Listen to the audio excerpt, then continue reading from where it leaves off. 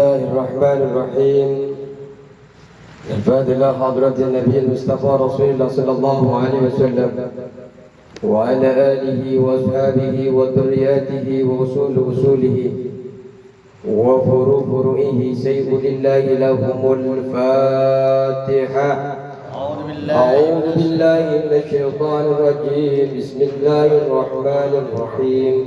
الحمد لله رب العالمين الرحمن الرحيم مالك يوم الدين. إياك نعبد وإياك نستعين. اهدنا الصراط المستقيم صراط الذين أنعمت عليهم غير المغضوب عليهم ولا الضالين.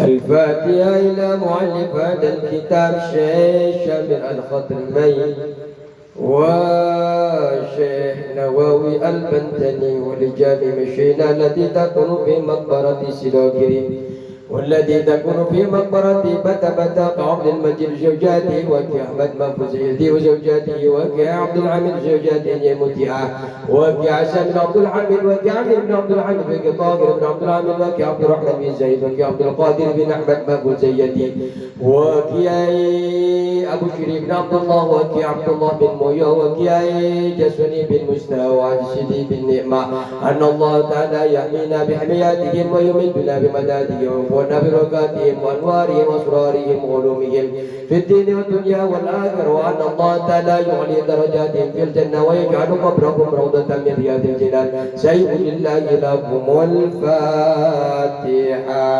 أعوذ بالله من الشيطان الرجيم. بسم الله الرحمن الرحيم. الحمد لله رب العالمين الرحمن الرحيم مالك يوم الدين. إياك نعبد وإياك نستعين. اهدنا الصراط المستقيم صراط الذين أنعمت عليهم غير المغضوب عليهم ولا الضالين. آمين. Kita khususkan kepada seluruh jamaah yang hadir dimanapun berada, yang khususnya yang berada di sini ataupun yang di dalam perjalanan ataupun yang ada di rumah. Semoga semuanya oleh Allah Subhanahu wa taala diberikan kesehatan lahiran wa batinan. Segala hajat-hajatnya Allah kabul. Allah hajatnya dikabulkan oleh Allah Subhanahu wa taala. Apabila jemaah kita dalam keadaan sakit, semoga Allah Subhanahu wa taala mengangkat penyakitnya dan diberikan kesehatan lahiran wa batinan. Dan apabila jemaah kita ada musibah ataupun sedang diuji oleh Allah Subhanahu wa taala, semoga ujian-ujiannya itu menjadi pelebur dosa-dosa, diampuni oleh Allah dosa-dosanya dan diberikan jalan keluar dengan jalan yang terbaik yang diridhai oleh Allah Subhanahu wa taala. Semoga semuanya para jemaah diberikan kesabaran di dalam menghadapi ujian daripada Allah Subhanahu wa taala dan anak-anaknya menjadi anak yang saleh dan salihah yang telah berbakti kepada kita sebagai orang tua, dan istrinya menjadi istri yang salihah yang taat kepada Allah dan Rasulnya, yang taat kepada kita semua sebagai suaminya. Dan anak-anak kita dimanapun berada, semoga Allah Subhanahu wa ta'ala diberikan kesehatan lahiran wa batinan, dijaga keimanannya, dijaga Islamnya, dijaga kesehatannya, keadaannya, dijaga pola makannya, dijaga biaya hidupnya, dijaga oleh Allah biaya pendidikannya, dan ilmu-ilmu yang didapat menjadi ilmu yang bermanfaat fi dini wa dunya wal akhirah. Sayyidulillahi lahumul الفاتحة. أعوذ بالله من الشيطان الرجيم. بسم الله الرحمن الرحيم. الحمد لله رب العالمين الرحمن الرحيم مالك يوم الدين. إياك نعبد وإياك نستعين. اهدنا الصراط المستقيم صراط الذين أنعمت عليهم غير المغضوب عليهم ولا الضالين. آمين. السلام عليكم ورحمة الله وبركاته. بسم الله الرحمن الرحيم. الحمد لله رب العالمين والصلاة والسلام على أشرف الأنبياء والمرسلين سيدنا وحبيبنا وشفيعنا ومولانا محمد وعلى آله وصحبه أجمعين. ربنا لا علم لنا إلا ما علمتنا إنك أنت العليم الحكيم. رب اشرح لي صدري ويسر لي أمري واحلل عقدة من لساني يفقهوا قولي. أما بعد. Para jemaah Majelis Ta'lim Al-Muhajirin yang dirahmati Allah Subhanahu wa taala, semoga panjenengan hadir di tempat hari ini bisa bersama-sama mendengarkan kajian fikih ini. Semoga ada Allah, dosa-dosanya dileburkan, dosa-dosanya dimaafkan oleh Allah Subhanahu wa taala. Amin ya rabbal alamin. Sampai mana sekarang?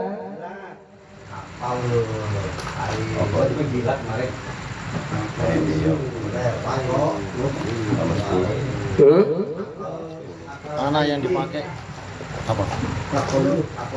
Akulul haid. Kita masuk ke tentang haid ya. Bismillahirrahmanirrahim.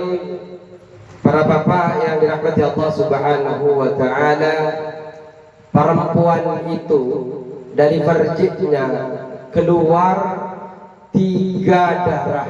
Keluar 3 darah. Apa saja 3 darah yang keluar dari seorang perempuan? Yang pertama adalah darah haid. Apa darah haid itu? Darah haid adalah darah yang keluar dari seorang perempuan minimal umurnya 9 tahun. Minimal umurnya 9 tahun. Sebenarnya 9 tahun kurang 16 hari. 9 tahun kurang 16 hari. Ketika anak perempuan, bukan anak laki-laki ya. Kalau anak laki-laki keluar darah langsung dibawa ke dokter, Pak. Diperiksa. Takut sunat sendirian. Dia pakai silet disunat keluar darah. Itu bukan haid. Haid itu hanya kepada anak perempuan. Anak perempuan minimal umurnya adalah 9 tahun kurang 16 hari. Keluar darah bagi anak yang umurnya 9 tahun minimal keluarnya 24 jam. Minimal keluarnya 24 jam. Karena kalau tidak keluar, tidak sampai 24 jam selama 15 hari, tidak disebut dengan haid. Minimal keluarnya berapa, Pak? 24 jam. Dan maksimal keluarnya 15 hari. Maksimal keluarnya 15 hari atau 360 jam. 360 jam. Bukan disebabkan sakit, bukan disebabkan sakit, bukan pula disebabkan karena melahirkan, bukan pula karena disebabkan melahirkan. Maka itu disebut dengan darah haid. Itu definisi yang paling lengkap. Kalau di kitab-kitab sebenarnya hanya darah yang keluar, bukan disebabkan penyakit, bukan disebabkan melahirkan dengan syarat-syarat tertentu. Itu biasanya di dalam kitab-kitab. Itu paket komplit. Paket komplit, ada ayam, ada cabai semur jengkol, itu padi semur jengkol. Ada ayam sama semur jengkol bisa satu. Enak. Tuh, itu namanya haid. Namanya haid. Ini haid itu kemarin dibahas enggak?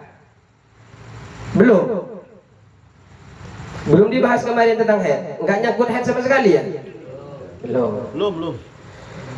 Jadi yang pertama adalah darah haid, Pak. Jadi ada makhluk-makhluk tertentu yang bisa haid. Makhluk-makhluk tertentu bisa haid. Apa saja makhluk yang bisa haid itu? Yang pertama perempuan. Perempuan itu haid, Pak. Perempuan adalah ya perempuan. Karena nanti ada hewan lain selain perempuan. Kalau makhluk kan umum, perempuan haid. Yang kedua kelinci. Kelinci ini hebat, luar biasa ulama. Sampai kelinci pun sama ulama itu diteliti. Ternyata keluar darah haid. kelinci. Terus anjing hutan, anjing liar. Anjing yang ada di hutan-hutan itu bisa hayat. Terus nomor 4 kelelawar. Kelelawar. Nggak tahu gimana ulamanya itu cara meneliti sehingga kelelawar bisa hayat. Pak Parman tahu? Pernah lihat kelelawar Pak Parman? Hah? Oh, duren. Durennya aturan bawa ke sini. Codot. Terus apa lagi? Kuda. Apa sio kuda? Ternyata saya lihat sio ular itu percaya mistis-mistis. Waduh, Pak Ustaz percaya nggak? Nggak usah percaya, Pak Ustaz. Oh, saya percaya karena yang gaib percaya, wajib percaya. Gaib itu seperti Allah, malaikat, surga itu gaib, wajib kita percaya. Kalau nggak percaya, hukumnya ya murtad. Ternyata sio ular percaya yang demikian.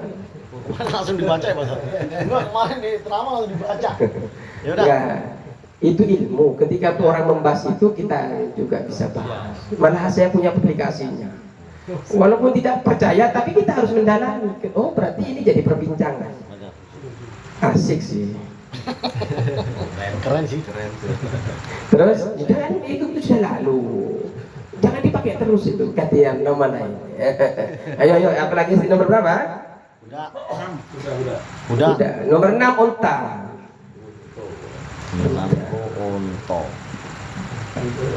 Unta. Haid. Terus nomor 7 anjing. Oh, beda anjing hutan tadi. Di atas anjing hutan yaitu anjing biasa. Terakhir cicak.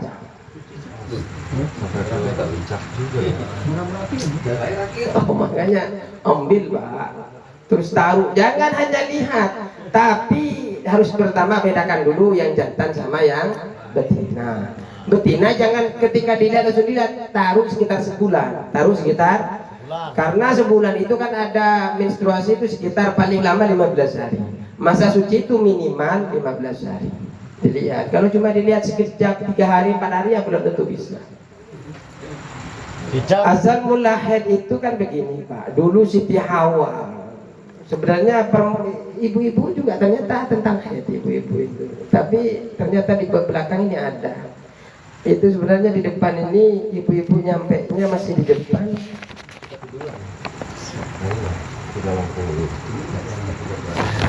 Ibu-ibu itu sebenarnya masih nyampe ke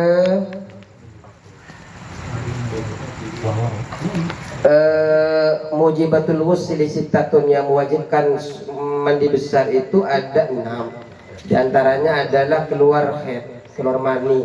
Dan ternyata langsung saya bahas di sana itu tentang haid. Jadi kitabnya dibiarin dulu. Jadi khusus haid. Jadi haid itu begini, pertama kali itu perempuan yang bernama istrinya Nabi Adam itu siapa namanya? Hawa. Hawa itu Pak melanggar perintahnya Allah. Perintahnya Allah apa? Yang kepada Adam alaihissalam, janganlah dekat dengan pohon yang namanya uskun wa anta wa uskun anta wa zawjukal jannata wa kula min rawadab apa? Uskun anta wa zawjukal jannata apa?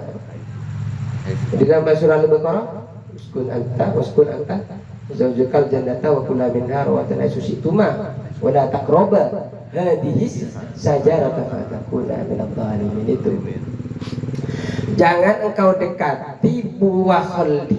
Buah khaldi itu sebenarnya bermacam-macam namanya itu Pak. Cuma kita ambil yang masyhur aja, buah khaldi. Itu disuruh jangan dekati ini. Tapi ternyata Adam dan Siti Hawa itu bukan cuma mendekat tapi juga memakan. Sehingga ketika memakan itu oleh Allah, karena Nabi Adam ini seandainya tidak ada Hawa Pak, kuat imannya. Kuat. Tapi makanya perempuan itu Pak bahaya kalau tidak belajar. Hawanya panas. Bahaya kalau tidak punya iman dan Islam. Bisa ngajak kemana-mana jenengan. Tapi berbahagialah kepada istri-istri dimanapun dia belajar. tidak harus belajar sama kita, dimanapun dia belajar harus berbahagia. Kenapa?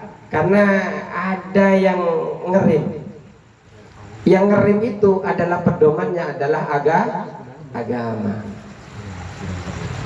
Sehingga ketika makan itu, dan ketika Nabi Adam alaihissalam ada Siti Hawa, yang pertamanya ketika tidak ada Siti Hawa, Pak, Nabi Adam nggak pernah dekat dengan yang namanya pohon itu. Tapi setelah Nabi Adam diberikan Siti Hawa ini menjadi kurang, Pak. Yang bisa akhirnya, ayolah coba kita, siapa tahu enak ini. Ayo kita semangat. Kayaknya ini memang menguntungkan. Seperti itu. Akhirnya apa yang terjadi? Ada bau-bau itu ya, yang bakar-bakar. Ada. Oh. Saya cek dulu Pak Ustaz, aku itu kebakaran. Enggak tadi bakar sampah. Jadi ketika mereka ngambil buah khuldi, akhirnya Allah Subhanahu wa taala menghukum perempuan itu 18 hukuman. 18 hukuman. Yang pertama adalah haid. Ini adalah hukuman perempuan. Pertama adalah haid. Perempuan bisa haid karena dihukum itu, Pak. Itu yang pertama, haid. Yang kedua melahirkan. Yang nomor dua, yang pertama hukuman adalah haid. Jadi perempuan gara-gara melanggar itu, Siti Hawa akhirnya diberikan 18 hukuman. Yang pertama haid. Yang kedua melahirkan. Nggak ada laki-laki melahirkan, Pak. Nggak ada laki-laki bunting. Oh, itu hukuman ya? Ya, hukuman. Serem juga. Terus berpisah dari kedua orang tuanya, laki-laki dan perempuan beda.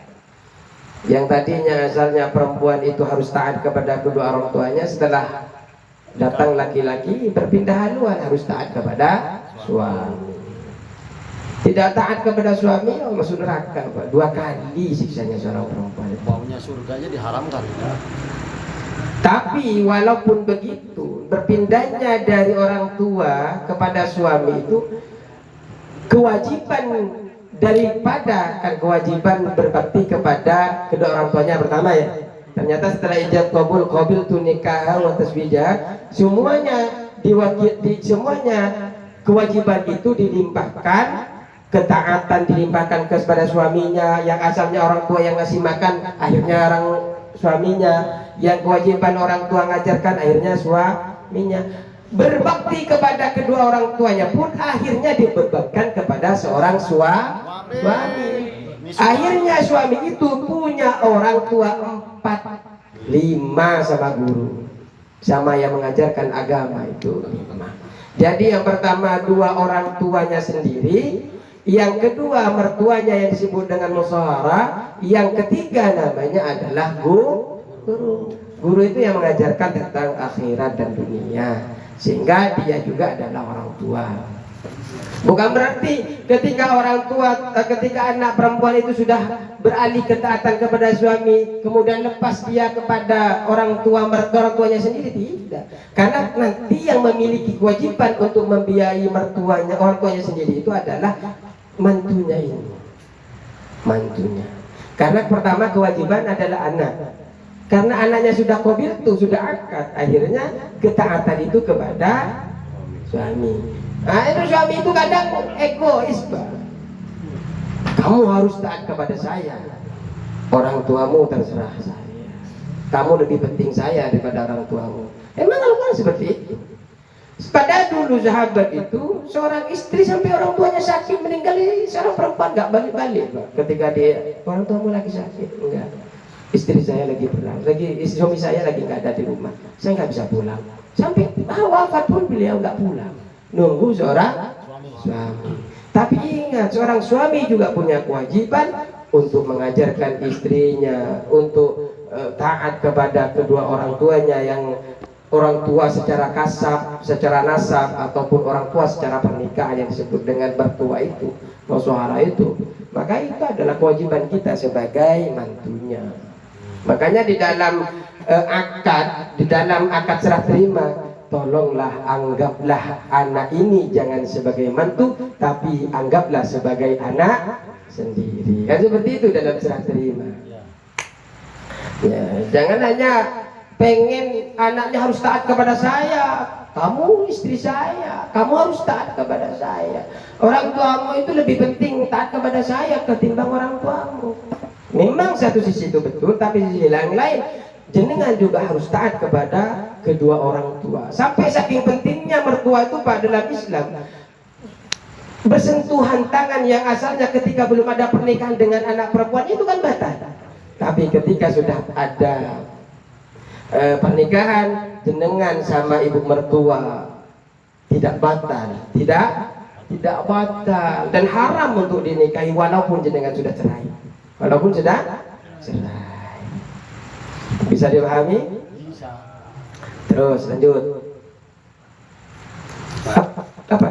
18 tadi hukuman. Sudah nomor berapa? 4. Tidak bisa menikahkan dirinya sendiri. Nggak ada Pak. La nikah illa biwali wala syahidai adlin. Dalam pernikahan itu tidak sah kalau tidak ada wali, kalau tidak ada dua saksi. Nggak ada, baik itu wali hakim ataupun wali orang tuanya, nggak sah nikahnya. Perempuan itu ada dua Pak. Ada saibun dan disebut dengan ada saibun. Saibun itu disebut dengan janda. Ada bikrun disebut dengan perawan. Perawan bikrun itu adalah perawan Pak. Perawan itu tidak bisa nikah kecuali yang menikahkan walinya, orang tuanya, kakak kandung dari bapaknya, kakak kandung dari paman dari orang tua lakinya, itu bisa menjadi wali. Bisa menjadi wali. Tapi kalau saibun itu bisa menikahkan dirinya dengan cara memintakan kepada wali hakim, kepada KUA, tolong nikahkan saya. Tapi kalau bikrun tidak bisa Pak, tolong nikahkan saya, tidak bisa. Yang menikahkan tetap wali. Itu yang masyhur, yang paling betul. Ya di pandangan-pandangan ulama lain ya kita banyak sekali, cuma kita bahas itu adalah di dalam Syafi'i. Terus alhamdulillah. Nomor 5. Nifas dan menjadi kotor gara-gara darah nifasnya. Jadi yang ke nomor 5 nomor 6 berapa? Nomor 5 nifas dan menjadi kotor gara-gara nifas. Seorang perempuan gara-gara asal usul perempuan itu makan buah kholdi, kemudian dihukum dia keluar darah nifas.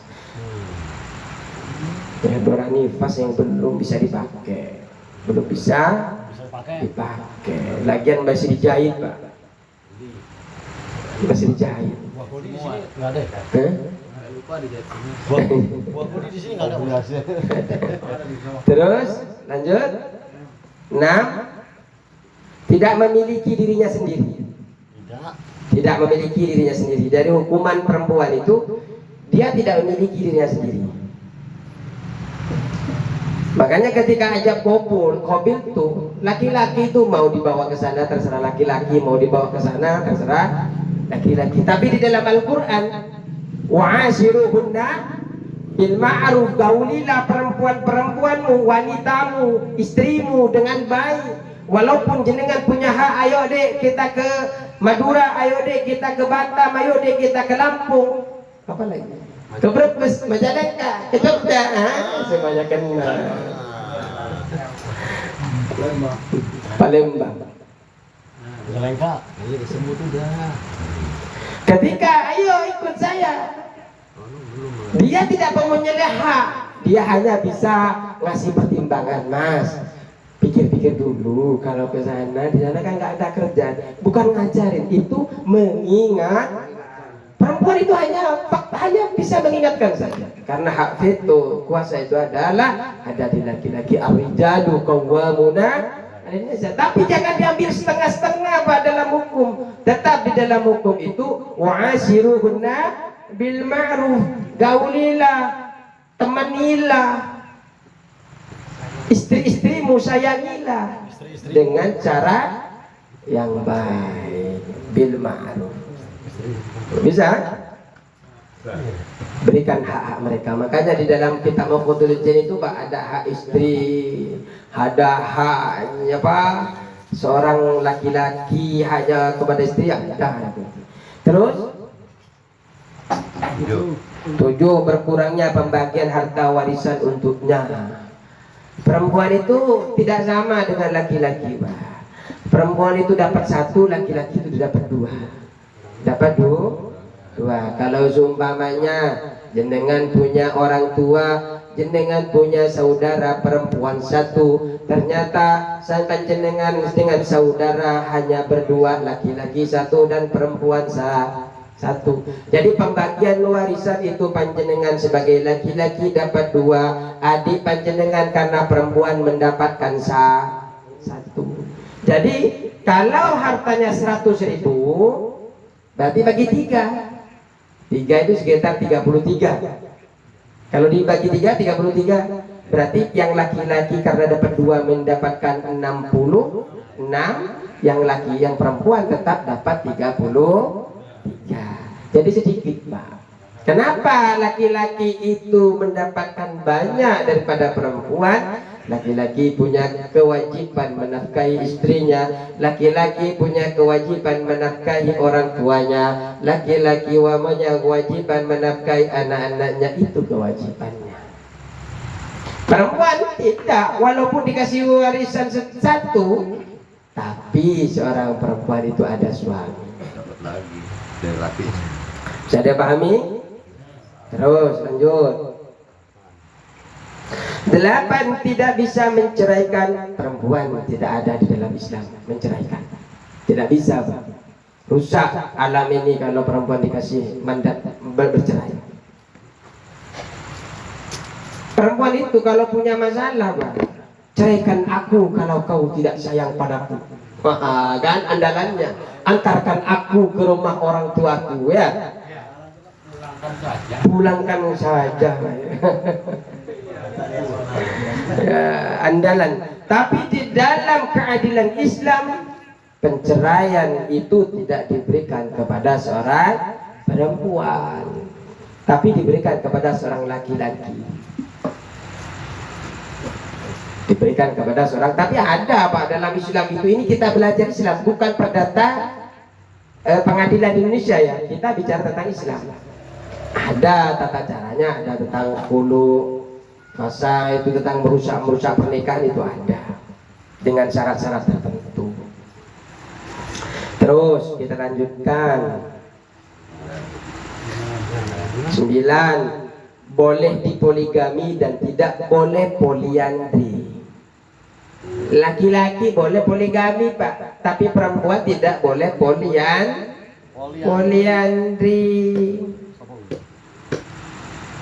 Perempuan nggak boleh. Boleh dipoligami, boleh jenengan itu numpuk 1, 2, 3, 4. Tapi kalau perempuan tidak boleh numpuk sampai lebih dari 1. Bingung itu, anaknya bapaknya mirip siapa, telinganya mirip siapa, bingung nanti. Perempuan poli apa? Volleyball. Terus apa lanjut? 10, tidak boleh keluar sendirian tanpa disertai mahram. Tidak boleh keluar sendirian tanpa ditemani mahram. Mahram itu orang yang haram dinikah. Istri kita bukan mahram. Jadi salah kalau mengatakan itu harim saya, itu mahram saya, salah. Karena mahram itu adalah wanita yang haram dinikah. Siapa? Adik, kakak, orang tua, itu haram, itu namanya mahram. Kalau istri kita dibilang mahram, ya haram kita nikah. Makanya karena istri kita haram karena istri kita bukan mahram, akhirnya kita bisa menikahi istri kita. Sehingga sampai sekarang istri kita masih batal kalau kita pegang. Cuma halal saja kalau kita gauli. Karena kenapa bisa halal? Karena sebab akdun nikah. Akdun nikah itu menghalalkan sesuatu yang haram. Enggak, terus Jelas. Jadi sampai perempuan itu harus ditemani, sampai mau haji pun harus ditemani oleh mahram. Di paspornya itu ditanya mahramnya siapa, ditanya. Terus tidak sholat Jumat. Nomor 11 tidak sholat Jumat. Perempuan itu nggak ada yang sholat Jumat, Pak. Tapi kalau sholat Jumat ya boleh. Boleh sholat Jumat. Tapi dia tidak dihitung ahlul Jum'ah. Karena ada ahlul Jum'ah itu diantaranya harus laki-laki, harus bermukim, itu ahlul Jum'ah. Terus tidak sholat hari raya. Jadi hari raya itu sebenarnya yang disunahkan muakkadah itu, sunnah muakkadah itu adalah laki-laki, Pak. Apalagi yang cantik. Yang cantik itu malah makruh untuk sholat hari raya. Takut digodain ya, Pak? Bahaya. Bahaya. Oh, bahaya. Takut janjian di luar. Oh.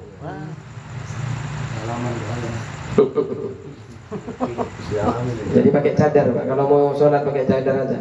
Tapi memang kadang-kadang ngeliatin aja. Tapi kita karena sudah biasa, jadi nggak ngelihat. Pakai bedak juga nggak ngelihat. Gitu. Ngapain ngelihat? Kelihatan, Pak Ustaz. Ya. Dari mata alisnya kelihatan kalau dia cantik apa enggak. Ya enggak, walaupun nggak cadar pun nggak kelihatan. Kita juga nggak ngelihat itu. Kecuali yang kata kemarin yang semi-semi terbuka. Ya. Nah. Siapa yang bilang penasaran itu kalau sudah bukanya sedikit-sedikit, kalau bukanya banyak malah nggak penasaran. Kata Mr. Lai. Jadi kalau bukanya telanjang sekalian kita malah nggak penasaran. Kalau yang bukanya dikit-dikit katanya itu yang penasaran. Aduh, masya Allah, luar biasa. Itu ilmu bermanfaat. Kalau yang begitu-begitu mau bisa langsung bermanfaat. Luar biasa. Kayaknya dibantu oleh pihak ketiga. Terus 13 tidak boleh, tidak sholat jenazah.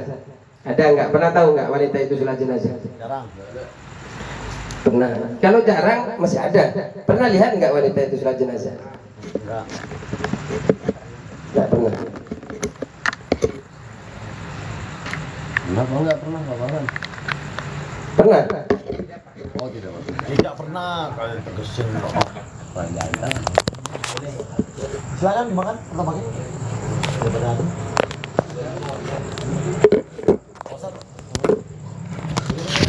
Terus tidak sholat jenazah. Kalau di sholat nggak apa-apa. Ya nggak apa-apa. Namanya juga sholat. Tidak berperang. Kalau di Palestina pernah. Ya nggak apa-apa ikut perang. Tapi rata-rata yang berperang adalah laki-laki. Karena saya bilang kepada ibu-ibu, tugas jenengan itu cukup jaga lilin di rumah. Biar bapak-bapaknya yang perang cari nafkah. Jenengan cari rumah. Di rumah kalau punya usaha nggak apa-apa, bantu dari rumah. Bantu dari rumah. Sekalian jaga lilin.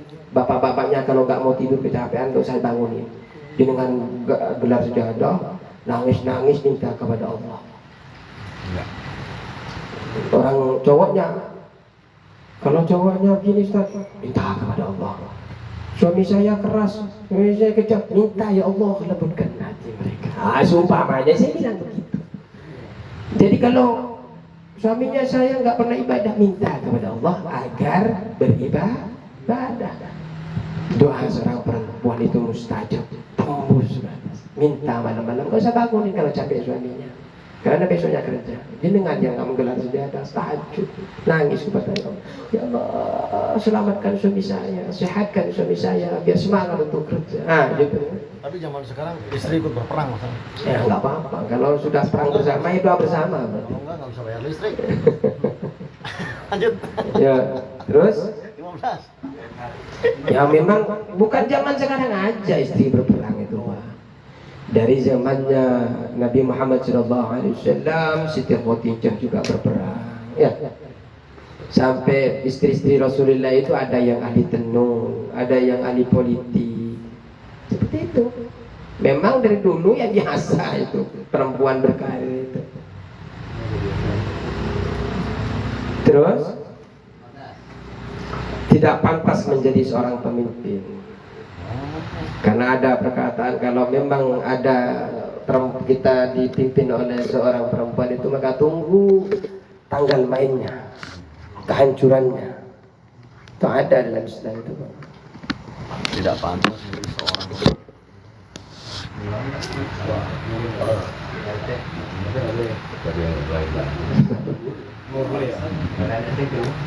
bukan tidak boleh, hanya tidak pantas menjadi. Sampai ada yang mundurkan diri karena nggak kuat. Tekanan terlalu tinggi. Tekanan terlalu tinggi. Ya nakal bagus. Ada beberapa episode gagal, nggak bisa lanjut. Tekanan. Ini lanjut apa enggak? Lanjut. Lanjut. Nggak takut mau pulang. Terus perempuan yang bermaksiat kepada Allah akan disiksa 2 kali lipatnya siksaan orang laki-laki.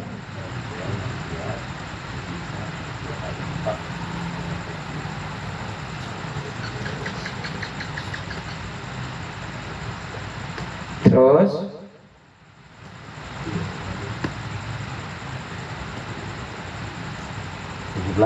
jika suaminya meninggal dunia, maka ia harus menjalani masa iddah,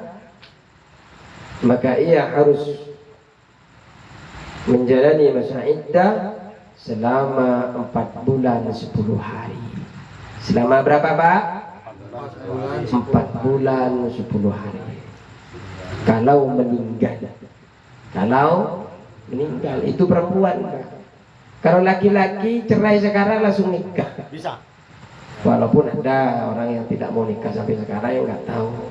Tapi laki-laki itu diberikan kemudahan, habis cerai langsung nikah. Tapi kalau perempuan itu nunggu 4 bulan, Pak. Kalau ditinggal meninggal 4 bulan 10 hari. Yang ke-18, apabila diceraikan oleh suaminya, maka ia harus menjalani masa iddah selama 3 bulan. Ini kalau cerai biasa, dia harus nunggu 3 bulan, Pak. 3 bulan. Harus nunggu berapa? 3 bulan atau 3 kali sucian haid. Atau 3 kali masa sucian haid. Itu kalau perempuan. 3 kali sucian haid. Suci biasanya kan suci itu suci 1 kali, biasanya dibatasi minimal masa suci itu 15 hari. Haid lagi setelah 15 hari. Habis itu batasnya 15 hari lagi. Biasanya sucinya di 15 hari, nanti haid lagi, suci lagi. Itu berarti setelah 3 kali suci, maka dia diperbolehkan untuk nikah. Perempuan itu, Pak, kalau cerai bukan langsung nikah, nggak sah nikahnya. Cerai seminggu udah jalan sama cowok, nggak boleh keluaran, Pak, dosa perempuan itu.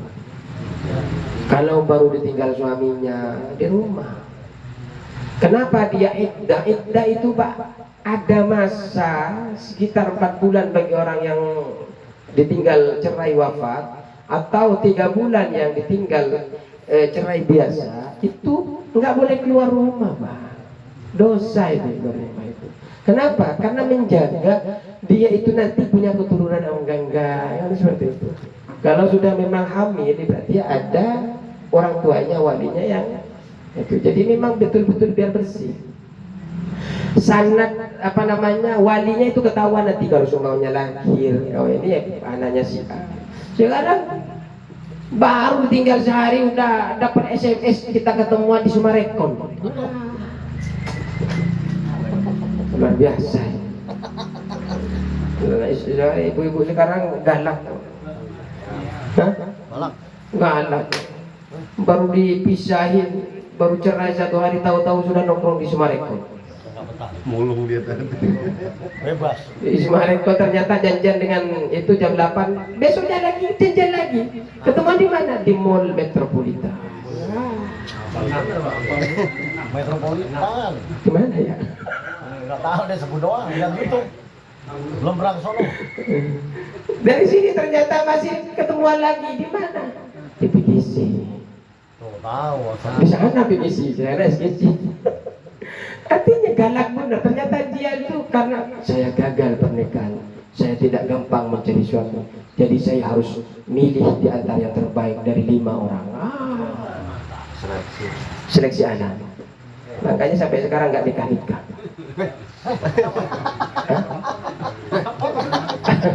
Ada yang nggak nikah? Ini perempuan. Perempuan, Bang. Kalau lagi bebas kan? Perempuan. Bebas. Seminggu juga boleh kan? Perempuan yang dibahas laki-laki, Bang. Cuma ya sampai sekarang nggak nikah, bingung. Udah tenang. Terus Kita cari orang Madura. hukum belajar haid itu mah. Sekarang jadi selesai 18 ya. 18. Sudah ya 18 tadi.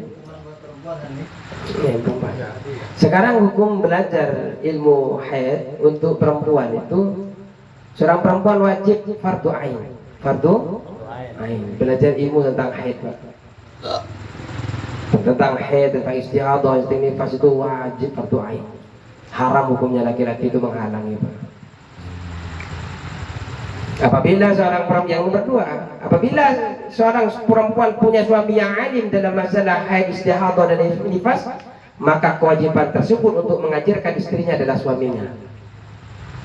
Kalau dia bisa ngajarin, suaminya yang ngajarin.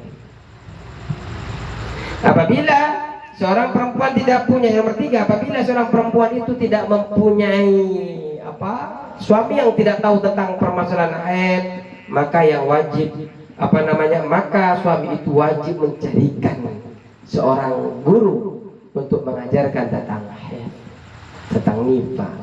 Ini kewajiban seorang laki-laki. Dihisab bagaimana? Jenengan istrinya nggak tahu tentang haid, nggak carikan guru, ya dihisab. Karena kewajiban ini adalah kewajiban bagi perempuan, adalah fardu ain. Tapi ketika tidak belajar perempuan ini karena tidak dicarikan guru sama suaminya dihisab nanti. Biar teh sebelah ngaji. Tapi kan ngaji itu tidak harus di sini, di mana saja ngaji. Di YouTube ngaji. Ngaji YouTube. Ngaji YouTube. Iya. Berata sama Pak Joni ngaji YouTube. Terus hukum seorang laki-laki mempelajari tentang haid ini, tentang istihadah, tentang nifas adalah fardu kifayah. Seandainya laki-laki sudah ada yang paham di sini 1 orang, itu sudah tidak perlu kalian belajar untuk laki-laki. Tapi kalau berkaitan dengan istri itu beda. Ini fardu kifayah kalau berkaitan sama kita laki-laki. 1 orang RT tahu tentang ilmu haid cukup. Kalau fardu kifayah selagi ada yang 1 kampung itu tahu, maka sudah lepas kewajiban untuk belajar. Tapi kalau bersangkut perempuan, kalau dia nggak bisa belajar, nggak apa-apa, carikan guru. Tapi kalau bisa dia yang ngajarkan. Ada yang nomor 3 itu disebut dengan itu. Tolong Pak sebutkan ini delta. Saya ngafalin nggak hafal. Delta silikon aja. Terus TAMS, THAMS, TOMS. Thomson itu namanya darah haid. THAMS, TOMS. Tom. Terus juga iksor. Iksor. I koma. Itu koma kan kalau di atasnya? Ya. SHAR iksor. Kalau bahasa Arabnya alif ain shad alif ra iksor.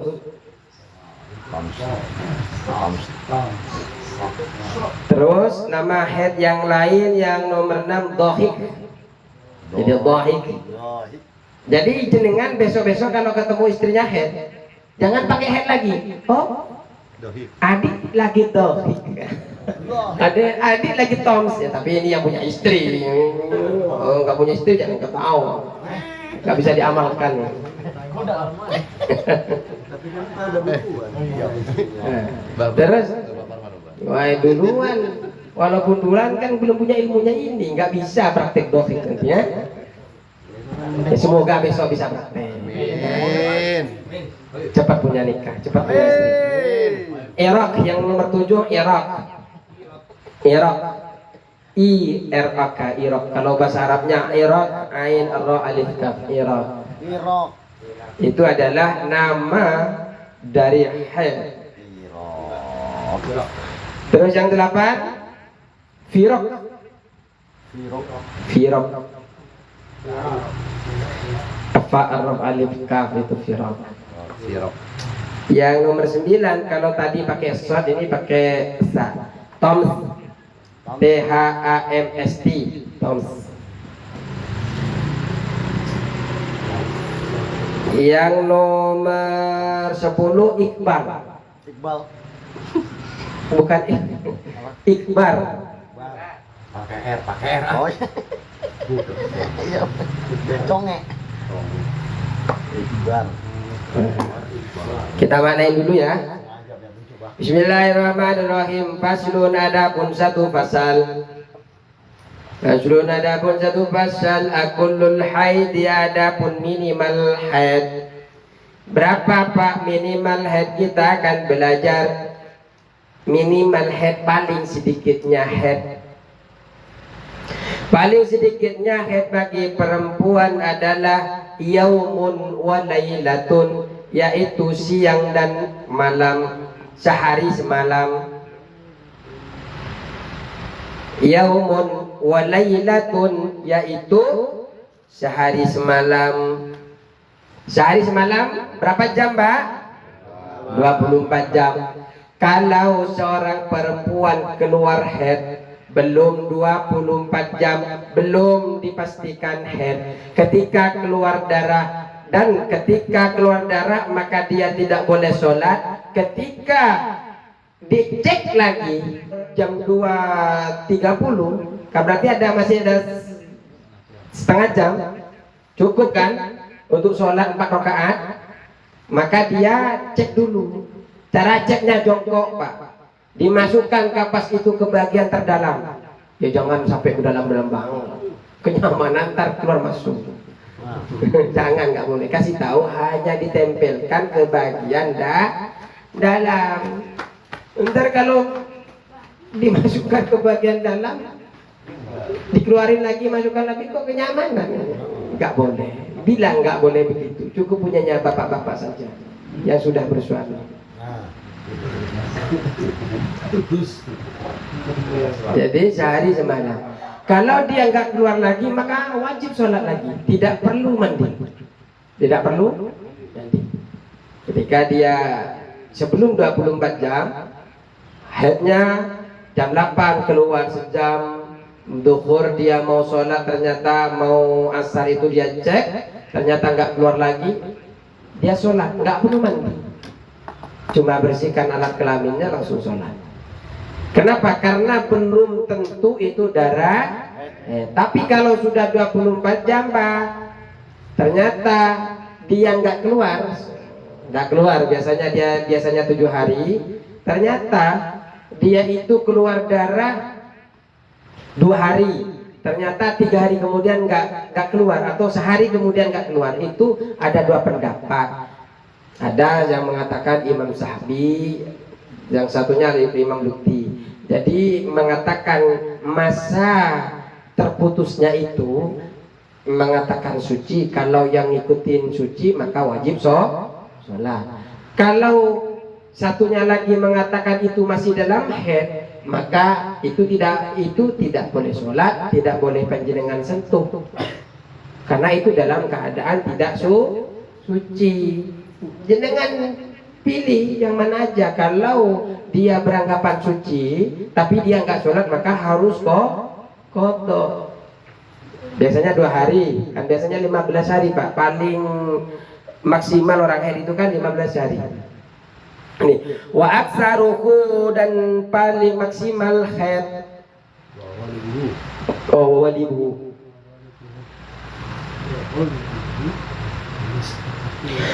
Wa walibuhu, adapun kaprahnya haid. Wa walibuhu, adapun kaprahnya haid.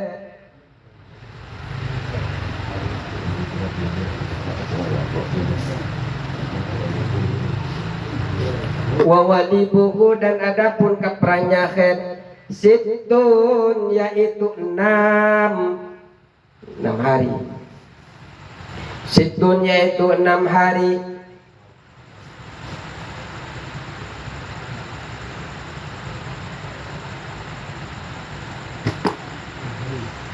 Au sab'un, atau 7 hari. Jadi kaprahnya orang haid itu, Pak, kaprahnya orang haid itu 6 hari atau 7 hari. Itu kaprahnya orang haid, kebiasaannya. Itu nanti, Pak, harus dicatat kebiasaan pertama, kedua, ketiga itu harus dicatat. Biasanya ibu-ibu sudah tahu dia itu biasanya haid berapa hari. Karena nanti menyangkut ketika darah keluar selain 6 hari 7 hari itu, apakah itu akan disebut dengan darah istihadah atau bos? Jadi kaprahnya berapa, Pak? 6 hari. Bukan, itu akan menyangkut dengan itu perhitungannya. Terus tentang darahnya yang keluar, apakah darahnya pekat atau 6 atau 7. Wa aksaruhu, dan adapun maksimalnya haid. Wa aksaruhu, dan adapun maksimalnya haid.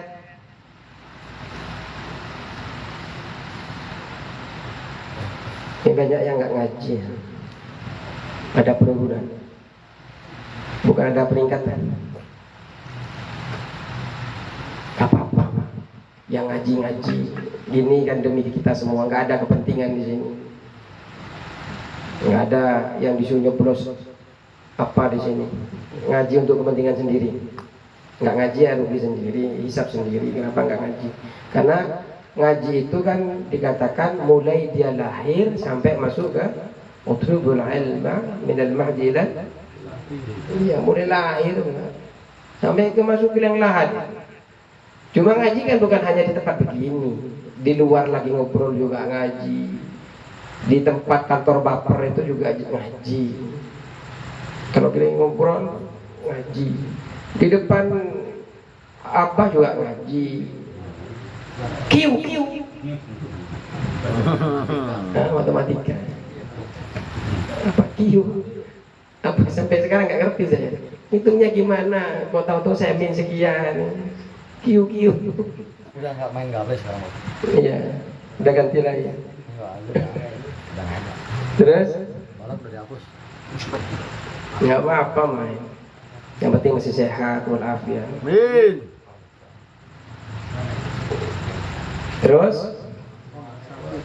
Waksaru, dan maksimal haid 15 yawman, yaitu 15 hari. 15 hari, Pak. Orang maksimal haid itu tidak boleh 15 hari. Kalau ada orang perempuan keluar darah terus 20 hari, maka dipastikan 5 hari setelahnya itu adalah darah istihadah. Darah istihadah. Sumpamanya nih, walaupun darahnya sebelumnya itu terputus-putus, sumpamanya 15 hari dari tanggal 1 sampai tanggal 15, ini kan 15 hari, Pak. 3 hari keluar darah. Berarti dari 4, 5, 6, tanggal 4, tanggal 5, tanggal 6, tanggal 7, tanggal 8, tanggal sampai tanggal 10 itu gak keluar darah. Kemudian dari tanggal 11 sampai tanggal 20 ternyata keluar darah. Tanggal 16 sampai tanggal 20 dipastikan itu bukan darah haid. Kenapa? Karena maksimal darah haid berapa bulan? 15 hari. Jangan berbulan-bulan. Kasihan jangan. Belum kan? Stres. Pusing kepalanya, Pak ya. 15 hari. Kalau sebelum 15 hari ada dua pendapat. Ada dua kemungkinan, bukan benar-benar. Ada dua kemungkinan. Yang pertama, ada kemungkinan itu darah haid semua. Ada kemungkinan yang kedua adalah ada darah haid yang bercampur dengan darah istihadah. Makanya itu perlu penelitian ibu-ibunya. Kalau sudah keluar darah 20 hari itu harus dilihat dari kebiasaannya dia keluar. Kalau biasanya dia keluar 9 hari, berarti setelah 9 hari itu adalah dari istihadah. Dilihat dari bukan hanya kebiasaannya, dilihat pula dari bagaimana darah itu keluarnya sakit apa enggak, darahnya warnanya bagaimana. Itu juga menjadi faktor penentu apakah darah sebelum 15 hari itu darah istihadah atau darah haid. Terus lanjut bacain dong, takut punya saya ini kurang ini bacanya nih.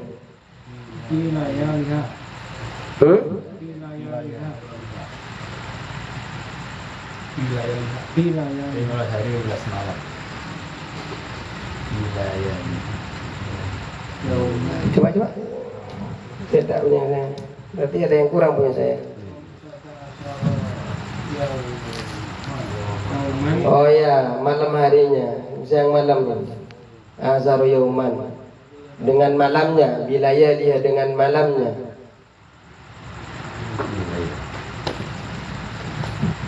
Kitab saya kurang. Ternyata kitab saya kurang bilayah dia.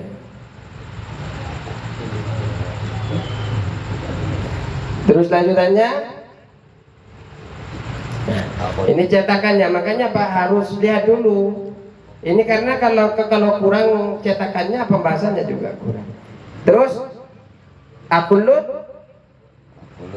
bacakan, punya saya nggak ada.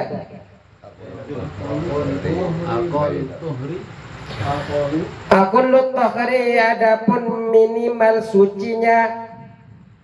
Akulut tohri, adapun minimal sucinya, minimal suci, minimal suci, minimal sucinya bainal haidataini, ya, antara dua haid. Jadi antara dua haid yang pertama dengan yang kedua itu ada suci di sini, Pak. Ini head. Tadi kita pertama sebelum kita biar paham Pak, sebelumnya minimal head berapa? Sehari semalam, 24 jam.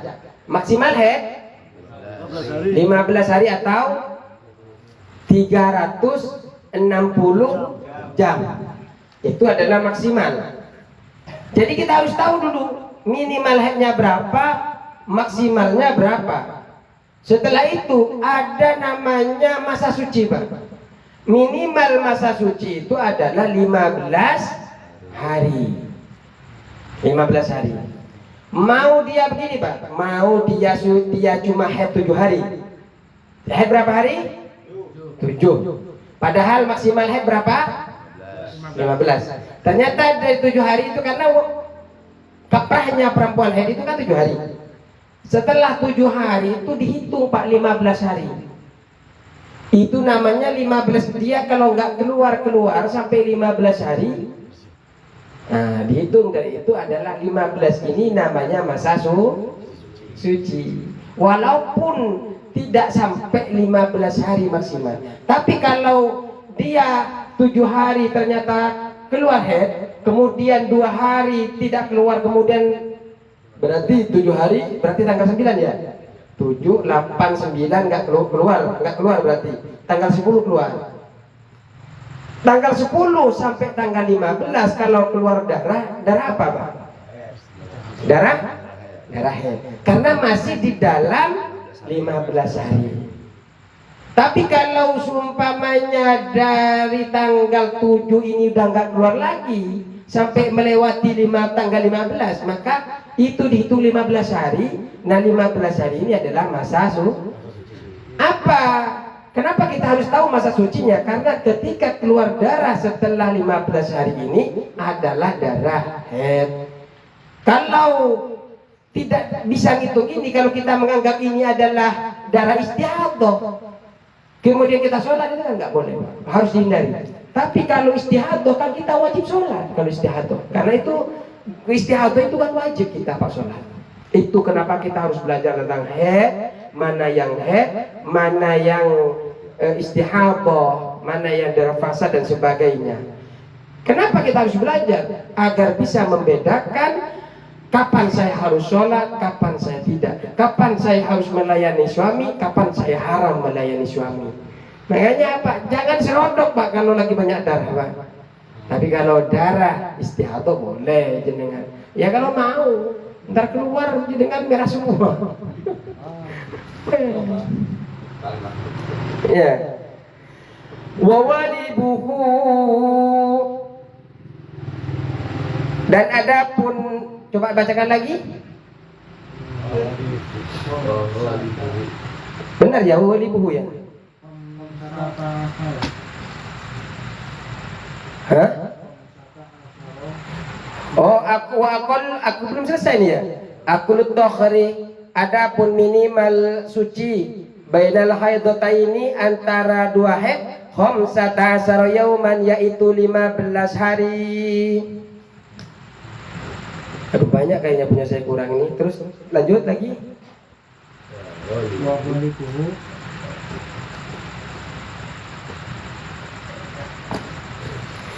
Wawalibu, adapun kapranya orang suci. Wawalibu, adapun kapranya orang suci, arba'atun wa isruna, yaitu 24 yauman hari. Orang suci itu minimal 15 hari. Tapi kaprahnya orang suci itu 24 hari pak. 24 hari. Jadi panjenengan kalau 15 hari setelah haid ya, setelah haid, jenengan dilihat istrinya 15 hari, terus minta jatah kepada istrinya, yang ayolah ke kamar umpamanya. Saya lagi haid. Wah enggak, saya sudah ngitung haid kamu tanggal sekian sampai tanggal sekian. Sekarang ini masa suci kamu, walaupun keluar darah itu darah istihadah, halal saya masukkan, bersihkan dulu saja. Ya, serahkan dirimu untukku. Seperti itu. Ini kita belajar tentang hukum, mana yang harus sholat, mana yang tidak, mana yang boleh digauli, mana yang tidak, walaupun itu ada darahnya, walaupun ada darahnya. Terus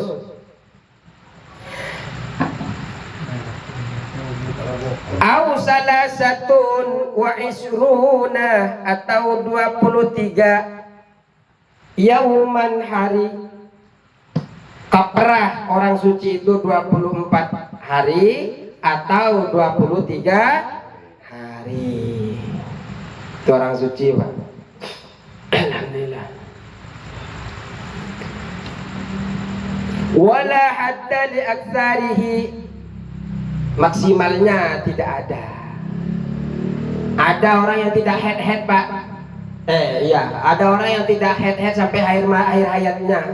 Ada pak. Yang tidak head sama sekali, apa monopus ada. Monopus malah nggak keluar head sama sekali. Ada. Saya banyak teman itu istrinya nggak pernah head, nanya istri saya kok nggak pernah head, ikut KB enggak Pak Ustaz. Oh itu luar biasa, rutinin saja tiap malam. Itu bonus. Kalau nggak head apa? Bonus. Tidak ada batasnya, tidak ada apa? Batasnya. Ya. Emang kuat.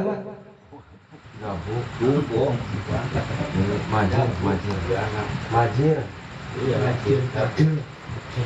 Sering di yang waduh kentir. Orang hamil ini kayak ada orang hamil itu banyak pembahasan Pak. Ada yang pertama itu Ini pembahasan tentang darah hamil. Orang yang hamil itu biasanya tidak mengalami haid, Pak. Tidak mengalami haid. Saya ingin tanya, orang hamil itu minimal berapa? Biasanya kabarnya 9 bulan ya.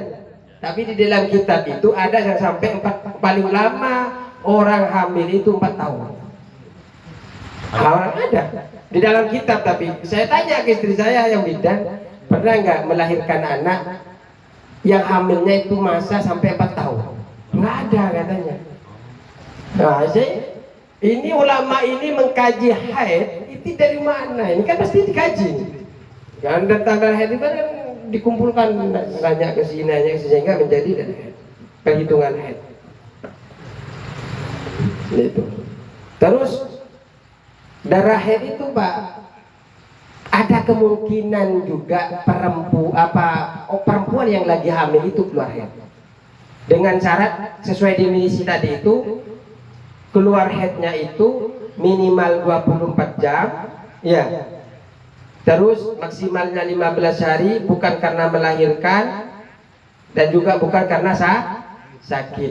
Ini bisa ada kemungkinan seorang hamil itu bisa haid juga. Tapi biasanya orang hamil itu tidak mengalami haid, Pak. Kenapa? Karena tersumbatnya tempat keluarnya darah haid, sehingga darah haid itu menggumpal di dalam rahim dan menjadi makanan janin ketika sudah ditiupkan ruh. Itu sehingga orang hamil tidak keluar haid. Tapi ada kemungkinan, Pak, ada kemungkinan dia keluar darah haid. Cuma kita kaji ada biasanya. Kalau biasanya berarti ada dia keluar dari kebiasaan itu. Ada yang keluar dari kebiasaan itu, sehingga karena keluar dari kebiasaan itu, maka kita harus tahu ilmunya. Minimal haid berapa, maksimal haid berapa. Kalau sudah mencapai syarat-syarat itu, maka dihukumi dengan haid. Yang kedua, sebab keluar darah haid dari orang yang hamil adalah ini yang keluar. Kalau tadi biasanya tidak keluar. Ini jadi ilmu tambahan kepada kita. Sebab keluarnya darah haid dari orang yang hamil adalah lemahnya kandungan. Karena darah haid menjadi makanan bagi janin ketika berada di dalam perut ibunya. Nah, kemudian keluarlah darah. Darah kalau sudah lebih dari 24 jam, bukan karena melahirkan, bukan karena sakit, sesuai dengan syarat-syarat yang telah dijelaskan, maka itu adalah darah haid. Terus yang ketiga, darah yang keluar dari orang yang hamil menurut pendapat yang kuat, ini pendapat yang kuat, juga dihukumi haid apabila memenuhi rumus haid.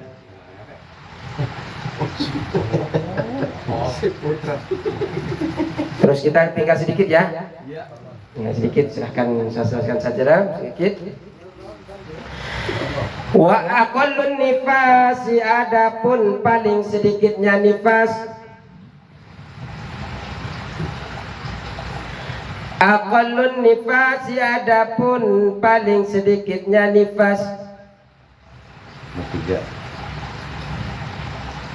Majatun, sebentar. Panjenengan tahu nggak nifas itu apa? Baris 3, Bang. Ntar kita bahas nifas, tapi belum tahu definisinya nifas. Kalau darah haid tadi, darah yang keluar, yang seperti kita jelaskan. Kalau darah nifas, darah yang keluar setelah kosongnya rahim. Darah yang keluar setelah kosongnya rahim. Darah yang keluar setelah kosongnya rahim dari janin,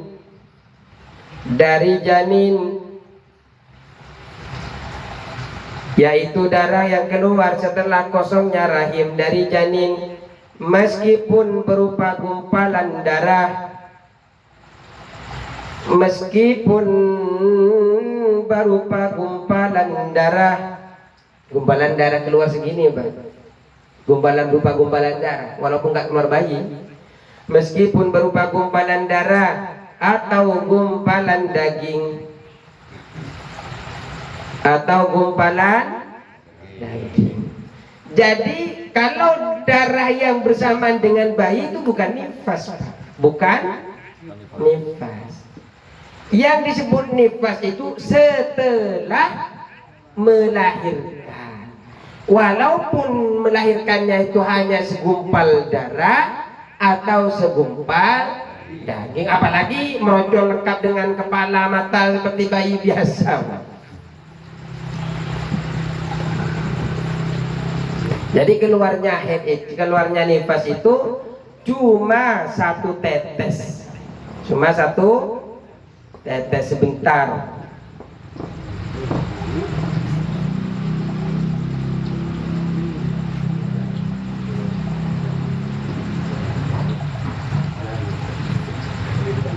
Terus wawalibuhu, dan adapun kaprahnya nifas,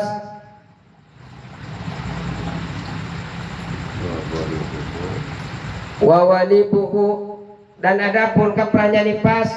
Coba saya catat ini dulu ya, hukum yang berkaitan dengan berhubungan badan ya. Saya dijelaskan dulu ya, karena ini takut, karena kalau sudah selesai ini nggak akan membahas ini lagi. Karena dalam membahas ini saya pilih yang penting-penting. Yang pertama adalah hukum berhubungan badan dengan seorang perempuan yang haid, dan termasuk dosa besar meskipun darahnya sudah berhenti tapi belum mandi, dan meskipun tidak sampai masuk ke dalam vagina atau sampai masuk dengan menggunakan kondom yang sangat tebal. Ini hukumnya haram. Hukumnya haram. Berhubungan ini kita Syafi'i, kita menggunakan Imam Syafi'i. Berhubungan dengan orang haid, walaupun dia sudah berhenti tapi belum dia mandi. Kita ini kan ada dua pendapat, Pak. Ada yang mengatakan yang penting sudah suci, maka boleh digauli. Yang penting sudah suci itu enggak keluar darah bercak-bercak, apalagi itu suci namanya, Pak. Tapi kita kalau mau hati-hati, setelah suci langsung mandi. Setelah suci langsung mandi.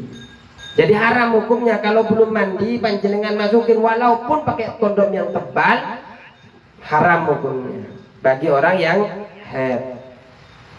Yang kedua, berhubungan badan dengan seorang perempuan yang haid akan menyebabkan kedua pasangan tersebut terserang penyakit yang sangat berbahaya dan akan menyebabkan penyakit judam. Judam itu belang-belang.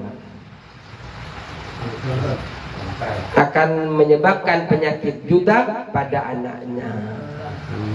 Tapi bukan berarti kalau ada orang yang belang-belang kemudian dituduh sama jeneng, ini orang tuanya dulu waktu di head dinaikin. Jangan begitu.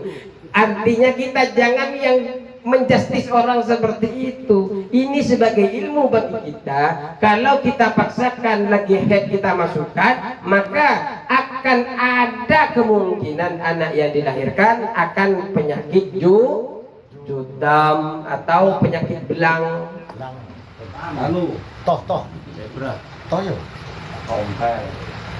Bukan panu ya kayaknya kalau judam itu. Toh. Biasanya penyakit kasta apa ya? Kusta bukan kan? Belang-belang ada yang kayak penyakitan begitu itu, Pak. Gumplok-gumplok begitu kan. Bukan panu ya.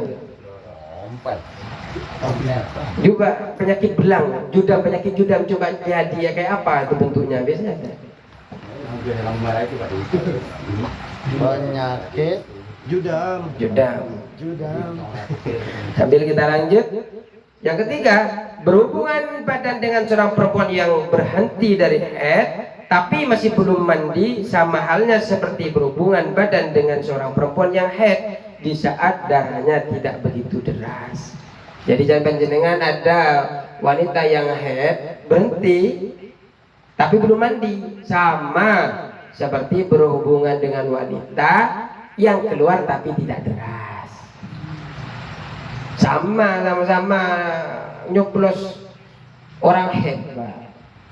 Ketika anaknya lahir yang ditakutkan, takut anaknya keluar dalam keadaan berpenyakit judam. Ini kalau nyari coba judam, penyakit judam.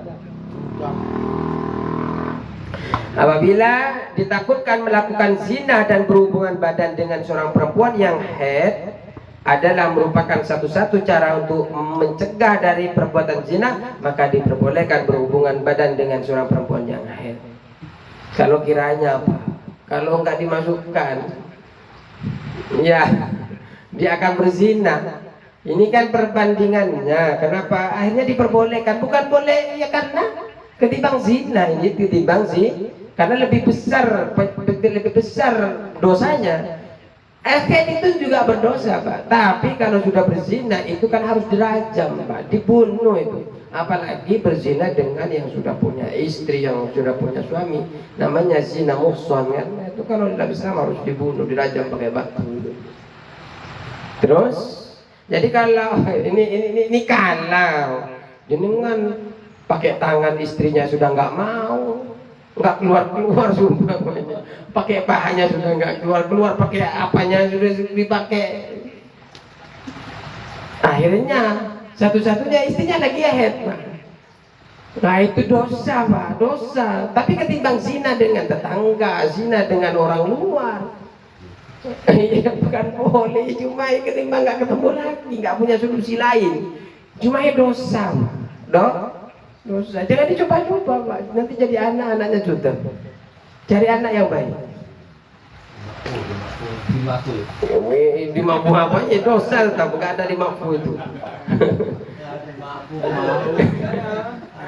Terus orang yang berhubungan badan dengan seorang perempuan yang sedang haid di saat derasnya darah, maka disunahkan baginya untuk bersedekah 1 dinar emas murni, meskipun kepada satu orang fakir miskin. Kalau sudah penjenengan pernah terlanjur dulu, ternyata terlanjur, saya terlanjur dulu, Ustaz, belum tahu hukumnya.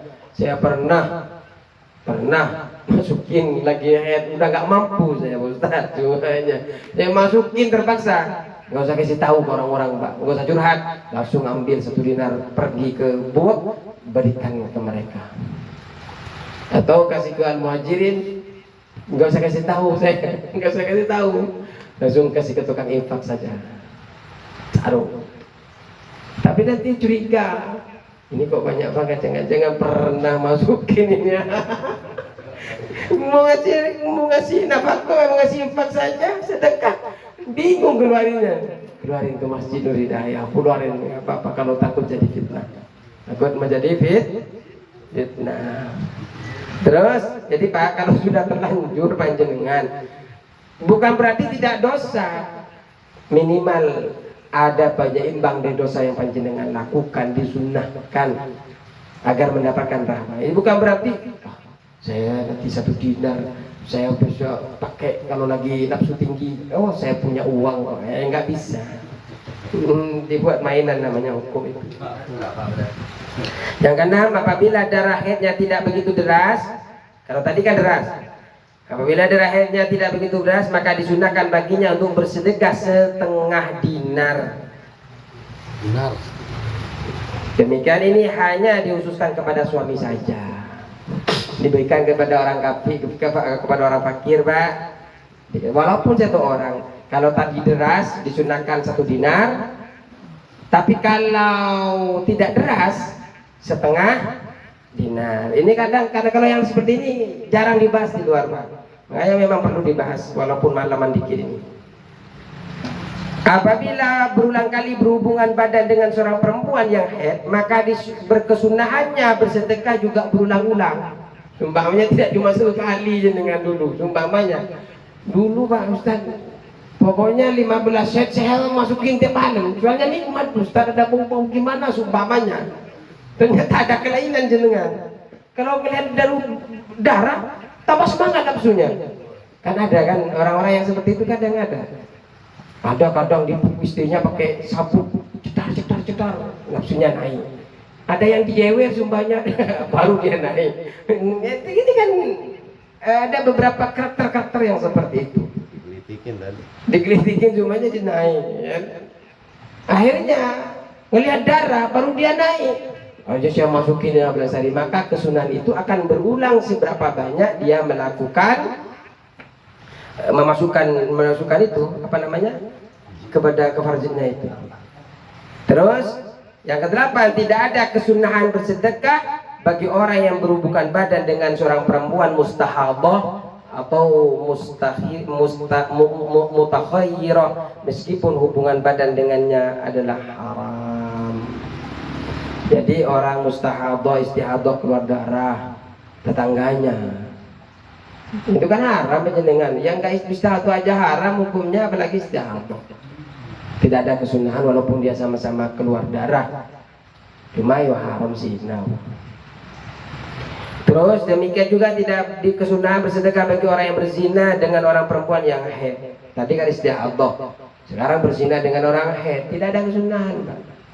Ya itu dosanya lebih besar. Dosanya lebih besar. Masih ingat tentang hukum berkaitan dengan masjid? Seorang perempuan yang haid haram berdiam di masjid.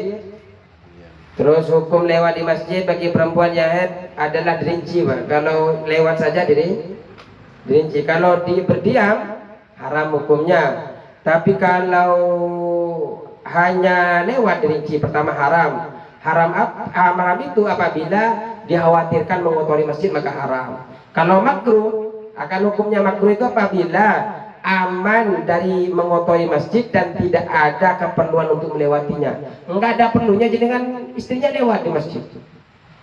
Itu makruh. Yang boleh itu apabila aman nih, enggak keluar darah lagi, maksudnya lu sudah pakai pempes yang gede yang nggak akan keluar lagi, kemudian punya keperluan untuk melewati, umpamanya suaminya sakit di sana, disuruh suaminya ngambil apa, itu boleh lewat. Yang haram itu kalau dia mau alasan apa saja, Pak, mau belajar mau apa di dalam masjid itu tidak boleh. Belajar di luar masjid nggak apa-apa. Cukup sekian ya. Ini belum ya, satu kali. Wawalibuhu, dan ada pun kaprahnya arba'una yauman 40 hari. Wa aksaruhu, dan maksimalnya. Wa aksaruhu, dan ada pun maksimalnya sittuna yauman 60 hari. Sittuna yauman 60 hari. Jadi ingat, Pak, nifas itu adalah yang keluar dari darah yang keluar setelah melahirkan. Kaprahnya 40 hari, maksimalnya 60 hari. Biasanya, Pak, kalau sebentar itu, ini harus dilihat juga nih, nifas. Itu biasanya, Pak, kalau cuma kalau darah yang keluar itu harus sebelum 15 hari. Harus sebelum 15 hari. Umpamanya keluar anak kan, keluar anak, setelah anak keluar itu lihat dari hari pertama dia keluar sampai 15 hari keluar darah apa enggak. Kalau keluar darah walaupun sebentar maka itu darah nifas. Sampai minimalnya berapa? Sebentar. Kaprahnya 40 hari, maksimalnya 60 hari. Jika keluarnya setelah 15 hari ternyata dari setelah keluar sampai 15 hari itu enggak keluar lagi, maka setelah keluar dari 15 hari keluar ternyata darah, maka itu bukan darah nifas. Bukan darah nifas, itu bisa darah istihadah atau darah haid. Kalau dilihat, kalau mencukupi syarat 24 jam, umurnya 59 dan sebagainya, itu yang head tadi itu, syarat-syarat head tadi, kalau keluarnya sesuai dengan definisi tadi itu, maka itu dihukum head walaupun setelah melahirkan tapi sudah melewati 15 hari. Cukup sekian ya. Wallahul muwaffiq ila aqwamit thoriq. Wassalamualaikum warahmatullahi wabarakatuh.